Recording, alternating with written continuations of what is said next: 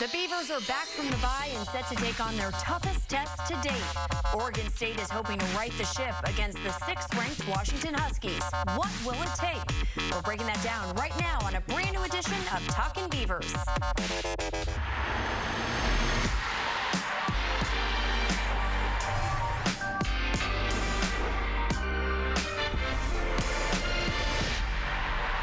Talkin Beavers is presented by Wilson Motors in Corvallis. Back to work at Reser this weekend as Oregon State coming off a much-needed bye as they get ready to take on Washington. Beavers breaking in a new quarterback and going up against one of, if not the best quarterback in the conference. More on those topics to come later in the show. Welcome into Talkin Beavers.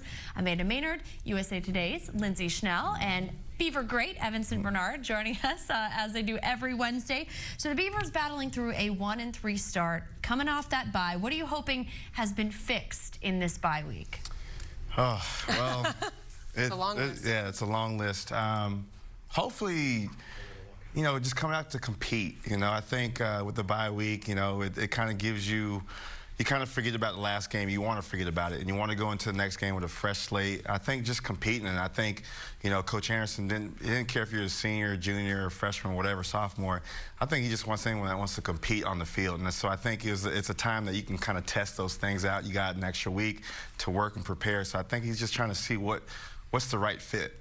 From an X's and O's standpoint, the thing I'm most interested to see this week is what's the downfield passing threat like without Jake Luton in the mix. You know, they've had 2 weeks now to work with Daryl Garrettson in there, and I'm concerned about that.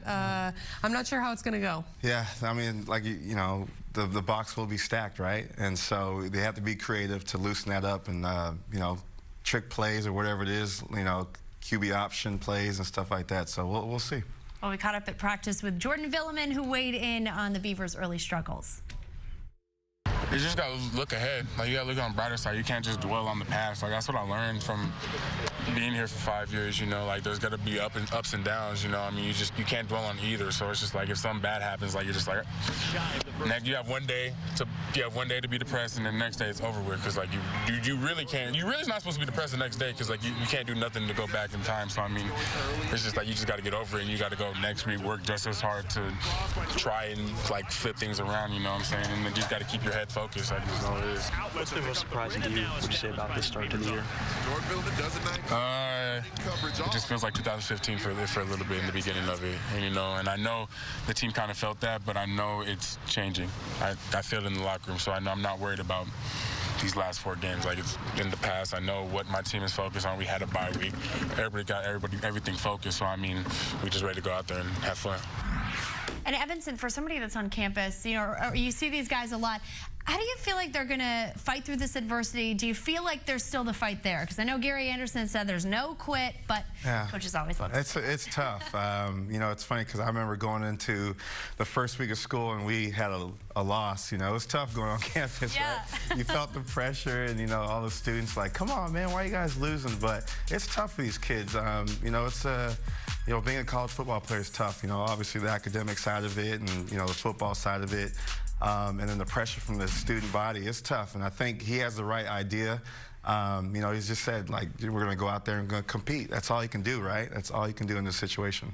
What's been the biggest surprise for you guys in this first month of the season? That they're not good. Like, I mean, it's just weird because I felt like through so many games last year, we saw so much improvement at different points. And I particularly remember after the season opening loss at Minnesota thinking, oh my gosh, there's so many positives to build on. And I don't feel that now. And I know that a lot of people felt that also after the Civil War. Yeah. So just where did it go? It's really perplexing. Yeah, I think you know, at the end of the season, right, we win those 2 games and we're like, all right, yeah, we're going to be good, right? And then I feel like we took 2 steps backwards, and it's hard to see that. And I don't think no one is still sure why. Yeah. Like, no one can really put their finger on what happened. Right. Gary Anderson's record coming out of byes is fairly good. I think it's 7-5 after bye weeks. Evanson, what, I mean, kind of. Is he playing the number 6 ranked Well, again, country in those? Yeah, we gotta, again, looking for those positives.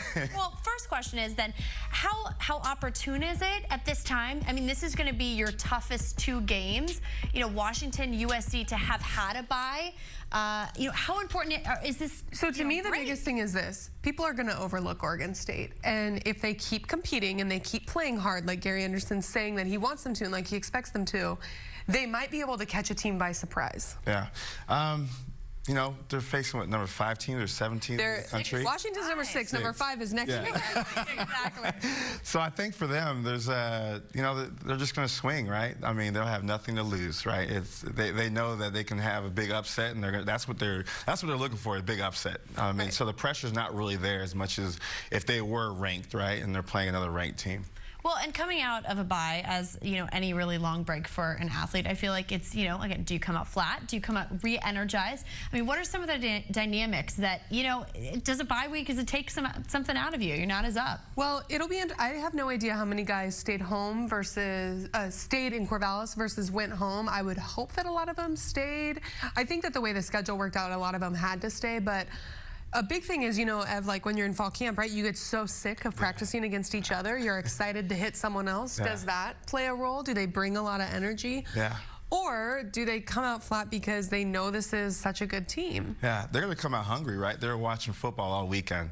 And, you know, I remember watching, you know, bye weeks, I'm like, oh, man, I can't wait to play. So I think they're going to be energized, going to be ready to go. It's the first week of school, so you know, the student section is going to be full. Those guys are going to have energy. So I'm not worried about the energy level. It's about the performance. All right, well, some pro Beavers making waves this week. Brandon Cooks topping that list with his game-winning touchdown. What folks in New England are saying about the Beaver receiver. And up next, Seth Collins making his return last week, how he's going to boost the offense against Washington. Well, it is Daryl Garrettson under center this week as Jake Luton recovers from a thoracic spine injury. 50% completion rating for his 6 games at the helm last season. Garrettson getting a little extra help this week in Seth Collins. He returned from injury last week. A look at that in our Comcast business class built for business.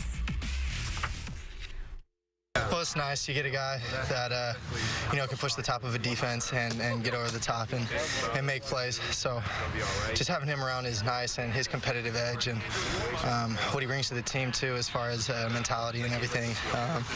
You know, he does a great job of that. It's always nice to have my boy Seth back. You know, he brings a lot of enthusiasm, energy. You know, he's a dynamic threat. You know, he can throw, run the ball, catch the ball, do whatever you want to on offense, you know. So it just gives defenses a tough matchup because you really can't put there's only so many people you can put on him that'll slow him down, you know. So it's just always fun because then he just opens up a lot of stuff. So Collins seeing his first game action since November 11th. He had that mystery illness, then was out for a little bit this year with a finger injury. 7 catches for 39 yards, a touchdown. How do you think he looked back out there? I loved it. I love the energy. I love the energy. I mean, you can see the other guys feeding off of that. I mean, he got up, I think on the first play, he just kind of like went crazy and threw his arms, you know, trying to fight the guy or whatever.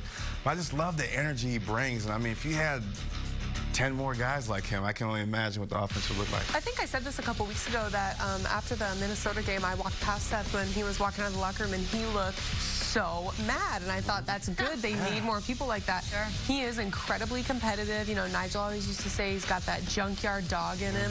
So that's a big positive. It's just about, can they turn that into, you know, touchdowns, receptions, first downs. Absolutely. Okay, so now we want your one word to describe the offense with Seth Collins. Evanson gets to go first. All right. Go first. Explosive. Okay. You know, creating those mismatches, creating those big plays, right? You know, I mean, he's always, I feel like, one play away from a touchdown, or one tackle away, or whatever, one missed tackle. But he's so explosive, and I just love the energy he brings. And I think, obviously, you know, last week, you can kind of see it in the first half, the team was feeding off of that. So mine is better. I think the offense is better with Seth for everything that Evanson just said. You know, he is so explosive. He can do so much. He's just an added threat. And right now they don't have a lot of those that are consistent. But I think that Seth can be a consistent threat for them as a receiver. And I can imagine there's probably a lot of fans out there, though, looking at this situation being like, oh, he's going to save us. I mean, how much how much can he realistically help this offense, do you think? Okay, well, we were just talking about, like, can Daryl Garrettson pass the ball? That's going to be the big question, you know, going forward. So how much can he help? Look, no one's going to be the savior, right? Like, that's just a reality that people need to accept. If they're going to win games, they have to get better as an entire team. Yeah, I agree. You know, we sit back and we're saying, oh, what can you do for the offense, or what Tyner can do for the offense, but it's a combined effort. We just need to see consistency from that offense. But obviously, he definitely adds something. You know, he's explosive and versatile. I mean, they might put him back at quarterback and do some stuff, you know, right? So, I mean, he's a good. I mean, if he goes back there, everyone knows that they're snapping it and he's going to run. But sure, they might do it. Well, and you saw in the graphic that we just put up, I mean, he caught 40% of his passes last year from Garrettson. There's obviously a lot of familiarity there. How important is that? We talked about this, that an advantage if you have to work Garrettson in, right? Like, unfortunate when you suddenly have to go to the backup, but the positive is that everyone knows him already. He already has that relationship with his receivers on and off the field, so I think that's huge. Yeah, it's definitely, I mean, the offense is comfortable with him. Lucky he had some starts last year, and so those guys are comfortable with that. So I don't think it's a huge change. You know, a lot of people are like, oh my God, our season's over because Luton's out. But no, I think we're fine, and there's a familiarity there. So will the Beavers rely more on the run game coming up? We're going to get Mike Parker's take on that after the break. And we are talking about the top targets on the Washington offense and how can the Beavers slow them down. You know, I think we're content. You know, I don't think we're ever satisfied. There's always work to be done. I mean, we got a laundry list of a mile long of things we need to change and fix and improve. But that's the beauty of the job. And so we're, you know, we're optimistic, we're excited, and we got a lot of work to do. Coach is never fully satisfied. Time now for our Toyota of Portland opponent preview. And Washington hasn't skipped much of a beat this season. Slow start at Rutgers to open the season, then 3 consecutive blowouts. Right now they are ranked 6th in the AP and the Coaches Bowl as they eye a return to the college football playoffs. Huskies coming in major favorites, favored by 26.5 points. I actually think that's kind of low, to be honest. So this team, I mean, it's largely the same. They've lost 4 defensive players, 3 in the secondary. Are they better than last year, worse than last year? Okay, first of all, the players they lost were really important. They were all Americans. Yeah. I mean, we're talking about arguably the best secondary in the country last year, led by Buda Baker, and then obviously John Ross, the fastest man in the NFL, was huge. But yeah, they had a ton of guys that are still there. Browning came back, Dante Pettis, a receiver, Vita Vea, one of the best defensive linemen. You know, they are stacked, and more importantly, they have arguably the best coach. There you see him, Chris Peterson, in the Pac-12. It's between him and David Shaw. Yeah, when he said we're not satisfied and we're at number 6 this year, it's pretty nice. And like you said, I think for them to be, you know, competitive and lose all those players, that's impressive. That means they had depth. They have second, third string guys that can play. Unfortunately, at Oregon State, we don't really have that luxury. Right. But it's impressive to see where Washington was when I was there, or when I was at Oregon State when we competed with them, and now it's very impressive because they were the worst in the Pac-10. The other thing that's worth noting is that last year when they went to the playoff, they were kind of a year ahead of schedule. Everyone thought it would be this season. So as a result of going to the playoff and having such a good year, a lot more guys left early for the draft than people initially anticipated. But this was the year things were supposed to come together for them. So, I mean, I would guess it's going to be them or SC that wins the Pac-12 and gets the playoff spot. So, yeah, this is a really tough test. But they're, like Ev said, they're really, really deep. Yeah, they're deep. Yeah. Well, and it seems like they're not going to be going anyplace anytime soon either. They've got a lot of young talent. I mean, it seems like he just keeps piping in. I mean, Aaron Fentress and I used to talk about this all the time when we were both covering the Ducks at the Oregonian, and we would drive down to Eugene every day, about Washington is just a sleeping giant. Like we knew that Chip was not going to stay super long at Oregon, and no one knew what it was going to be when it passed off. So then the second that Washington hired Chris Peterson, I texted Fentress and said, this is it. This is the beginning of it. Yeah, that guy's dynamic. And obviously, you know, from a fundraising standpoint, the backing that you know, Washington has from a fundraising standpoint, they can get whatever they want. Yeah. It's an incredible facility. Incredible facilities, and they have people that love the program, and Seattle loves their football. I think the other thing that's important to note about Chris Peterson as a coach is he had success at Boise State forever, not because he signed top talent, but because he recruited and developed kids. Yep. So then you bring in a 5-star and 4-star and you have him develop. Yikes. And one of those players that he obviously has developed at Washington, Jake Browning. We're going to hear about him from his teammates. As a leader, man, Jay, he's a real cool dude, but like the same thing, he's business-like. You know, he carries himself to one standard. He's not going to see him get low. You know, there's definitely some more things to focus on, but, you know, that's constant battle of, you know, later you are in your career, the more you got to search, okay, here's the little things that I want to work on, and here's how I'm going to do it. Like when you first get to college, it's like, well, everyone else is so much better than me, so I have to, and it's really easy to get better when everyone else is better than you. And, but, you know, as you get older and older, it's harder to get better and better and better. It just takes a lot of focus and a lot of attention to detail. He's really an approachable dude. As a competitor, he's pretty competitive. He's the type of dude, he might not be the fastest, but he'll be at the front of the line if we're doing conditioning, you know. So he's like willing to throw himself into the fire first in everything he does. He doesn't back down from any challenge. I mean, he's really what you want out of a quarterback. Just a very competitive dude and not willing to give up. So Browning, statistically the highest rated passer in the Pac-12, almost 70% completion rate, 9 touchdowns to 2 interceptions so far this season. This is obviously a very good conference of quarterbacks. Is he the best quarterback in the conference? I just want to say, too, that he's also number 9 in passing efficiency in the country. Okay, it depends on how you define best. When you want to talk pro prospect, everyone's going to tell you that it's Josh Rosen. Rosen down at UCLA, he is probably the most NFL-ready kid in the draft. Obviously, there's a lot of talk about Sam Darnold, too, but what Browning has on both of them is experience, and Browning wins. Okay, it's not Josh Rosen's fault that his offensive line is terrible and has been for the past, and he can't really get time to throw the ball. But Browning is great, and a big thing with him, he doesn't throw interceptions. Last year, he went a long time between interceptions at games. When they actually lost to SC up in Seattle, it was shocking because I believe he threw 2 picks that game, but that's a huge part of it. Yeah. I mean, the guy, he's not flashy. He competes, like they said, and he's a team player, you know, and that's what I like about him. He's very just subtle. There's not a lot of, oh my God, this is, you know, he's not flashy. I just love the way he competes, and obviously his teammates love him.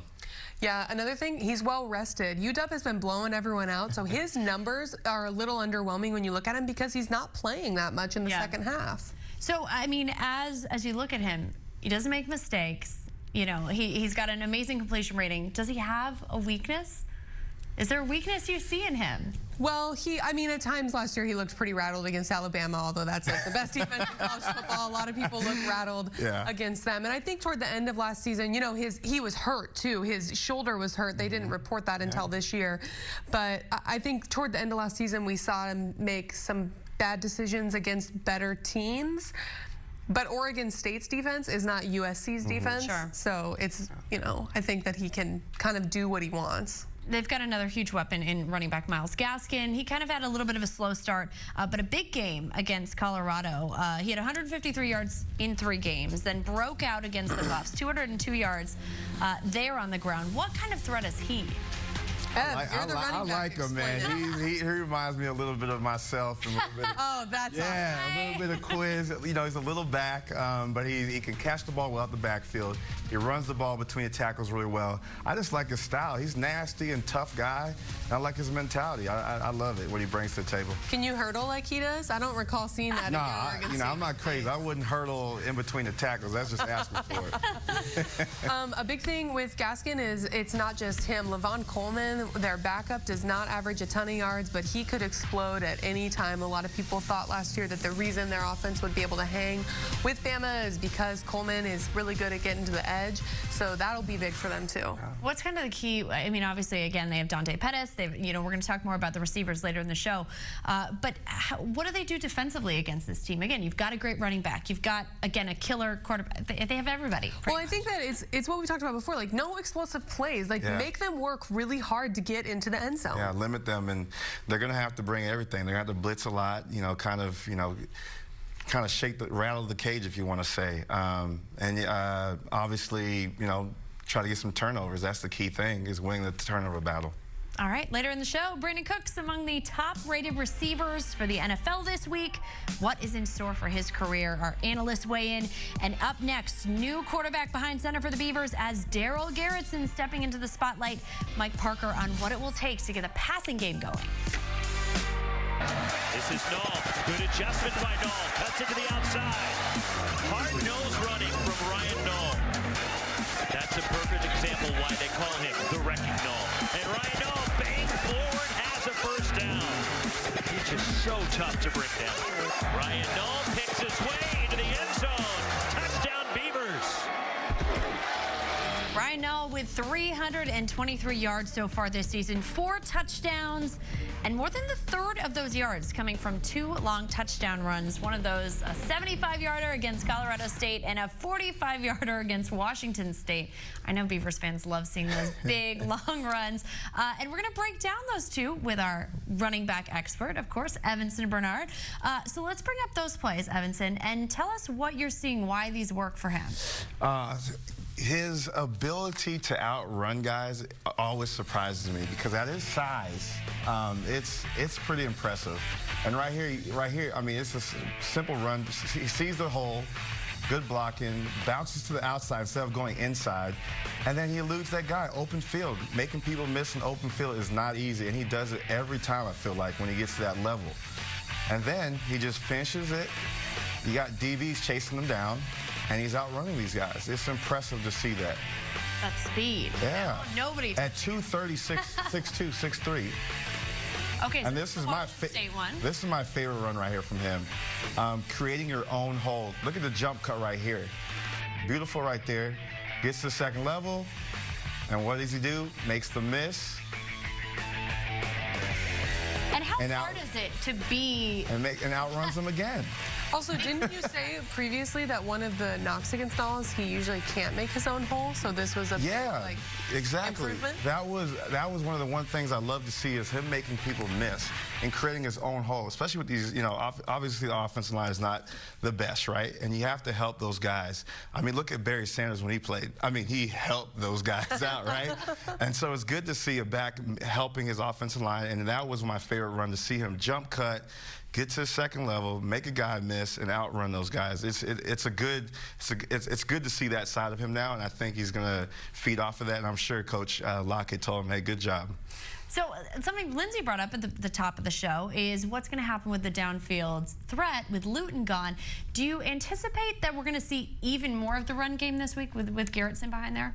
No, I think what's going to happen is that they're going to have to pass the ball because everyone knows that the downfield passing threat is gone. So they're going to stack the box. Like they have to prove if you stack the box, like okay, look at Stanford, right? Like Christian McCaffrey is not a great example because he's one of the best players in college football in the last, 20 years probably. But Bryce Love right now, who's leading the country, and everyone knows they're going to run the ball, and so everyone stacks the box against them, and they still get it done. It's the same. Again, Alabama's really good, but just as an example, you have to. It's okay if people know your game plan, in my opinion, but you have to execute it. Sure. Yeah. Do you think they're going to run more? Or you agree with Lindsay? Yeah, I think they have to run more. It's going to take some pressure off of Garretson. And, I mean, my senior year, they knew we were going to run the ball. We had Lyle and Sean, and it was difficult for those guys their first year. But, hey, what do we have? That fly sweep from James Rodgers, creating some misdirection. And so hopefully we can use some of that with Pierce? Gosh. Yeah, Art Pierce. Art Pierce, there you go. Ryan Knoll's not running the fly sweep. And Seth Collins, you can use them on the fly sweep as well. So just trying to be be creative, I think, and it's going to help Coach to kind of be more creative, and it's going to push him to be more creative. All right, well, time now to bring in Mike Parker from Corvallis. Mike, do you think that they're going to be leaning a little more on the running game this week? In a very real sense, I think they have to, Amanda, and it's not necessarily the way you necessarily would want to find your identity. And Jake Luton, who's been throwing it well at times, getting hurt, and we hope to see Jake back. But of necessity, with Darryl a bigger running threat, he'll run it more. I think the Beavers will run it more. And Coach Gary Anderson sort of liked the way the picture looked in Pullman with Ryan going over 100 yards. You know, I want Ryan Nall to have a great year, and I want him to be a 1,000-yard plus rusher. There's no doubt about it, and that's an important piece to this puzzle, and our ability to be able to move guys off the line of scrimmage or put ourselves in a position to be able to displace them. However, we got to displace them to allow Ryan to have some creases is extremely important. How many carries is that a game? You know, I don't have a certain number for that, but I think we have some quality running backs. Ryan needs to get spelled in there, and AP's done a tremendous job. The biggest thing he mentioned there is getting some creases, getting some holes, getting some push up front. The offensive line has got to perform against a very physical Washington front for that to happen. And Mike, like we've seen with many other teams, I'm sure the Huskies will stack the box against the Beavers. What do they have to do to get the passing game going against Washington? Well, they'll have the will to run it, as we've talked about, but there comes a point where teams will just simply try daring you to beat them with a throw. I was encouraged by the way Garrettson did throw the ball, albeit a small sample size in Pullman. But the guy that we'd like to see get involved more in the passing game is the tight end, Noah Tongiai. Setting, I'd like Noah to, you know, be more of a factor in the throw game and catch some balls. I think he's definitely a weapon that we need to make sure we're doing our best to use. And we all know that we could definitely throw the ball better. So if Noah had a few catches every game, that'd be a great thing. I don't really have a balance of number of catches per game. I think anytime you start doing that with the receiver, that it can jump into their head, excuse me, guys, and jump into their head in a bad way. So, you know, we want him to catch footballs. He's a big target, and hopefully we can get that done this week a little bit. Amanda, for what it's worth, the first touchdown pass that Darryl Garrettson threw as a Beaver was to Noah Tongiai last year in the opener at Minnesota. Plenty of familiarity there. That's awesome. Mike, we'll see you back here on Friday. Noah Togiai's numbers this season somehow on the decline in our Les Schwab Quick Fix. 7 catches against Colorado State, 5 versus Portland State, 2 versus Minnesota, and none at Washington State. Oddly enough, he said that Washington State was his best game since being a Beaver. I know he got lots of praise for his blocking in that game, which is important, obviously, for a tight end. But how much do they need him to be catching passes? Well, huge. I mean, you know, Luton had said early in the season that he viewed Noah as a type of safety valve over the middle, so that's big. And then, like Ev says, you know, if Oregon State can establish the run early, that takes a little pressure off Garrettson, but then he will be able to theoretically catch the ball, get the ball up in the air. But yeah, Noah's like, he's big. When he catches the ball, he can run guys over. Yeah. And I think the addition of Seth Collins, right? That takes a little bit of, takes some action away from him, and Pierce and those guys. So, I mean, it's because of these guys are coming back. It's kind of taking a little bit of the action away from him, which we expected. Well, and like, you know, we were saying, it's like, obviously, it's important for him to get going, catch passes. But, I mean, blocking is a huge part of a tight end's game. I think one that's very overlooked and critical to getting. And Gary Anderson praised him for that. Like this week, Gary was, you know, both sides of the coin. He talked about we need Noah to get more involved. We need him to be able to catch the ball. But then he also said, but, you know, he's blocking really well. And as we've talked about with Ev and Jason on the show, this is the first time that Oregon State has had like a true tight end in a long time. Yeah. I mean, one of the jobs of a tight end is to block, right? So that's his first priority. And the second priority is to make plays and catch the ball.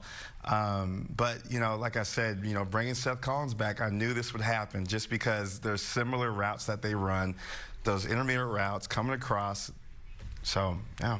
All right, still to come, much more on the pro Beavers, which former Beavers are topping the charts in their respective positions in the NFL. And after the break, any progress in Thomas Tyner's return from injury, whether or not we'll see him this weekend.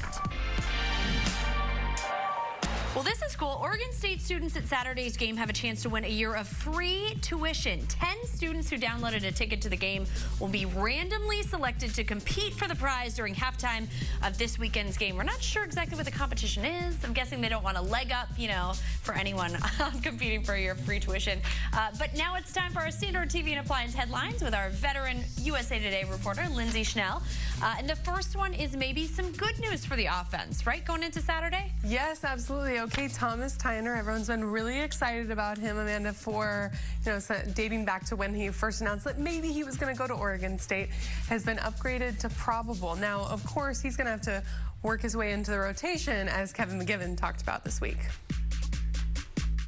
Well, Thomas still got to work his way into a role. I mean, we're going on game, week 5 or 6 or whatever it is with that bye, and so we got to see where he's at from a conditioning standpoint. We got to see where he's at, knowing the game plan, knowing the offense. Because I'm not going to put him out there if he's a liability. When you mean? Not going to put him out there if he's a liability. Yes, well, that being said, Amanda, I think the offense needs quite a bit of help right now. And you got someone in Tyner who has a lot of big-time experience. It's going to be about his health, how conditioned is he, all of that. But this is good news for the Beavers. And second is some bad news for Washington, right? And maybe some good news for Oregon State. We're looking for positives, right? Okay, Chico McClatcher, one of Washington's top receivers, out for the season with a broken ankle. Also, really disappointing, he got the news this week on his birthday, which is terrible. Chico is like I said, one of the best receivers in this offense. He's also one of their kick returners. Now, he was only averaging just under 43 receiving yards per game. 43 receptions per game would be insane. But this is a big loss for them. It'll be interesting to see how UW responds this week. And obviously they have Dante Pettis, who is so good. A baller. Their leading receiver. I mean, any concerns that they have plenty of weapons, however? Yeah, well, in losing John Ross to the NFL draft, everyone thought they would be okay because of Dante Pettis, but certainly Chico McClatcher has experience. You always want something like that. What if Pettis isn't having a good game? So disappointing for him. He should be able to get a medical red shirt and come back, though. And some huge news this week in the world of college basketball. I know you've been hard at work working on this story. Massive. If anyone wants to know anything about anything other than college basketball, I don't know, because this is the story I've been working on for 48 hours. A massive scandal broke with the FBI and the U.S. attorney in the state of New York.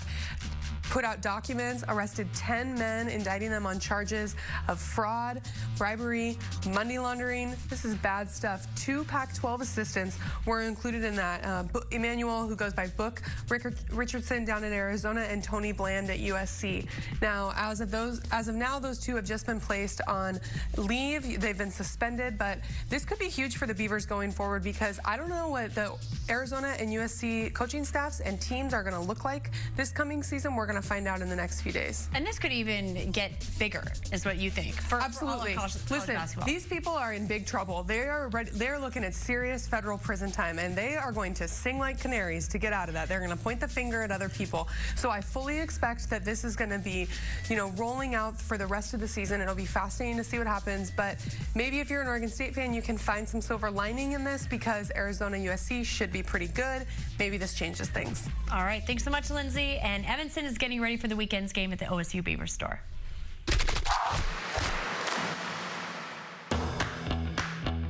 Hey guys, we're here at the OSU Beaver store on campus. We're in the ladies section. Ladies, check this out right here. Long hem shirt, you can wear it with your leggings, with your skinny jeans, and not only that, you can wear it every day of the week if you want, not just game day. Similar, but it's not a button down. Look at this, it has a little bit of the Burberry flair to it. Looks real good. Here we are in the men's section.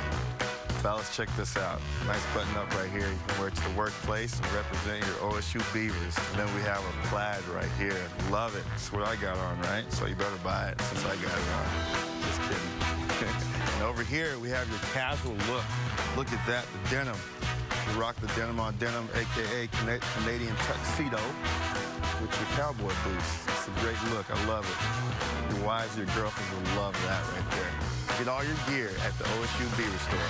Fans start here. Well, Brandon Cooks making Beaver fans proud this weekend. He caught the game-winning touchdown for the Patriots in their 36-33 win over the Texans. A breakout game for the new Pat. 5 catches, 131 yards, 2 touchdowns. Here's Cooks after his monster day in his new home. Moment for you today? Yeah, in a sense. Great win, but just got a lot of work to do. We don't want to put ourselves in that position, so it's back to the drawing board and doing what we have to do. What did you see on the final touchdown? Tom Brady making a special throw and just me sitting there and catching the ball. That's all I can see. Seems like you were waiting for it for like a few seconds there. It was almost like, hurry up, because you were planted in the corner there. Those are the throws that you just like, come on, hurry up and get to me. But it was a perfect throw, perfect timing, and I expect nothing less from Tom. So any question on your part of whether your feet were in? Not at all. Not at all. What about the ball maybe hitting the ground? Not at all. No question. How much do you work on? Were you kind of letting teammates know that you knew it was going to be okay on the review? Absolutely. You got to have that confidence. You got to show that. And, you know, your teammates trusting you so much. We practice moments like that time and time again, so I don't think they were surprised. Well, our best foot forward this week, all about Brandon Cooks, brought to you by the Good Feet store. And I don't think there would be a more perfect situation because the Good Feet, key is staying in bounds. That was a joke from our producer that he wanted me to tell. So, second-rated pass catcher in week 3, right behind A.J. Green. I love that he talks about Tom Brady because obviously, I mean, a great quarterback, the greatest, makes a big difference. But, I mean, how fun has it been to see his journey in the NFL, and has it surprised you a little bit? Or? So here's the thing. I mean, I've known Brandon Cooks probably as well as any media member, you know, covered him extensively at Oregon State. He has an incredible story. You know, his dad dies when he's very young. He has 3 older brothers that each kind of, quite frankly, like screw up their parts of their lives, and they were always saying, Brandon, you're the one that can get it right. You're the one that can get it right. He goes to Oregon State, and just now watching him, like, what I'm thinking is Brandon Cooks is just business-like. And he said that that was for him a huge part of why he was attracted to Oregon State, that you could come to OSU, there weren't a bunch of distractions. You know, he was a UCLA commit early in his high school career. So what he has done, I mean, he was the 10th pick, right, in his draft class. I'm not that surprised. I think it's great. When he went to New England, I was talking with a few Oregon State coaches, you know, from the past, and they were all saying, this is awesome. People are really going to be able to get to see him. And don't forget, like, he's catching touchdown passes from Brady. That's great. But Brandon Cooks has some wheels. Yeah, no, he's a playmaker and a hard worker. You know, it's funny when you say he's the last guy off the field, you know, you say a cliche thing, but he always was, always a team player. And I mean, he's also been lucky with quarterbacks, right? Breeze to Brady. Sure. That's a good life. Awesome. That's pretty awesome. But he also, I think he's made those connections with those guys where they're like, this guy is business. Well, I think quarterbacks love that. Quarterbacks love that he's the last person off the field. Yeah. Oh, yeah. All about that. Exactly. It's all business, and Brady literally is one of the CEOs of that team. 100%. He's just been really, you know, he's been a lucky guy because he's worked so hard and his luck has come his way. And obviously Monday was his birthday too, so he's had a heck of a weekend. But yeah, good things happen to good people, and that's a prime example. What do you feel like his future is in the league? I mean, is it just constantly getting better? Here's what's interesting. Like, so when, what's his name from the Patriots got hurt, and we knew that that meant that Cooks was going to get a lot of, going to play a lot more, get a lot more snaps, get targeted a lot more. This is going to make him so much more valuable going forward. Like, people are now being, you know, so much of it in professional sports is just about opportunity. Yep. Yeah. He has that opportunity. So now going forward, you know, maybe in a few years, I don't know what his contract is right now with the Pats, but maybe in a few years he's up, but other people see his value, and he could become a really valuable piece. Oh yeah, definitely. And he's playing for a team. Making some good money too. Real good money. And I think his contract's up this year, so he's going to see some good dollars. Oh yeah. But yeah, the guy is a playmaker. He's on, and then one of the things I forgot, he's on a team that gets national spotlight. Oh, right. So that is huge for the market, and he's a good guy out in the community. 100%. Awesome so guy. His ceiling's so high. I mean, I give him. He can play as long as he wants in the league. All right. Well, also Jordan Poyer having a My pretty favorite defensive player of all time. The top-rated safety in the NFL through week 3. What do you think about his progression in the NFL? Now, you want to talk about someone that's surprising? Poyer surprised me, and I think he spent his entire life surprising people. You know, he's this small school kid out of Astoria, Oregon. He was a gray shirt at Oregon State. He was supposed to walk on. They had a scholarship open up, and then there's this great story about, like, they were gonna gray shirt him, and then he just keeps making plays, and Mike Riley's like, we got to put him on special teams. And then he's making so many plays on special teams. They're like, we got to put him out on defense. I still believe that they could have run a wildcat with him and he would have scored a touchdown. But, you know, then he goes to the NFL and he was cut initially, right? And look at him now. Yeah, he's just one of those guys where he's a football player. You know, you don't, when he goes to the combine or whatever, you don't look at the numbers, don't scream at you, but it's the football player, it's the IQ, and that's what teams saw. And you know, obviously now the teams were like, all right, where do you went, 5th round or 6th? I mean, he went low. He was late, but still, I mean, to get drafted, to be a guy that was supposed to be a walk-on, it's impressive, and he keeps defying the odds, and now he's becoming a playmaker for the Bills defense. I think you're totally right. He's smart, and he's just, you talk about a competitor and someone, I mean, this is a kid that was successful, that would have been successful in baseball, basketball, or football. He could be a pro baseball player right now if he wanted. All right, up next, who is going to be the biggest difference maker this week on this team? Maybe they're a future NFL player, who knows? That's after the break.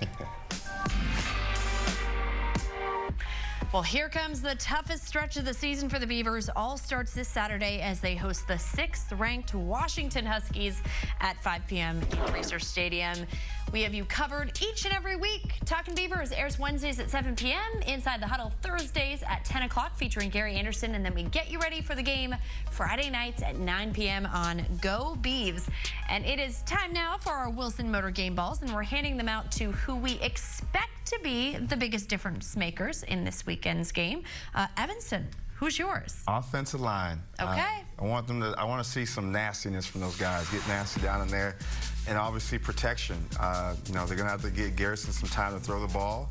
And obviously in the running game, block, you know, McNall and Pierce some yards. And so we kind of, to help them out in the passing game. So, yeah. All right, Lindsay. I think it's going to be all about Daryl Garrettson this week. You know, what does he look like? We haven't seen very much of him this season. Is he a downfield passing threat? Is he comfortable? Does he turn the ball over? That has been a problem this year with quarterbacks at Oregon State, so it would be helpful if he hung on to that. Evanston, what do you feel like we're going to see from Daryl Garrettson this week? You know, I think he's going to come out swinging. I think he was obviously disappointed that he was probably going to be the 3rd-string quarterback until Marcus left, and then he became the 2nd-string quarterback. And now he's a 1st-string guy, right? So I think he has a chip on his shoulder. He wants to prove to people, Beaver Nation, that he can compete. So it's all about offense with you two this week, huh? just getting the offense. I guess you have to. You know what? I'm going to be honest. They're going to score on us. This ship has kind of sailed on the defense. So I want to say that there's another question down here about, you know, what would an OSU win look like? This is what I think. Tell me if you agree with this. If Oregon State beat Washington this weekend, I think it would be bigger than either of the times they beat SC under Mike Riley. Oh, yeah, totally. Okay. Especially at a time where we're at I think our all-time low, just from, you know, from fans and stuff like that. If we can beat these guys, I think it makes a big difference. Obviously will be incredibly difficult as Washington is very good. You know what though? When they beat SC when Quiz was a freshman, I did not think that was going to happen either. Not at all. We will see you back here for Go Beavs Friday night at 9 p.m.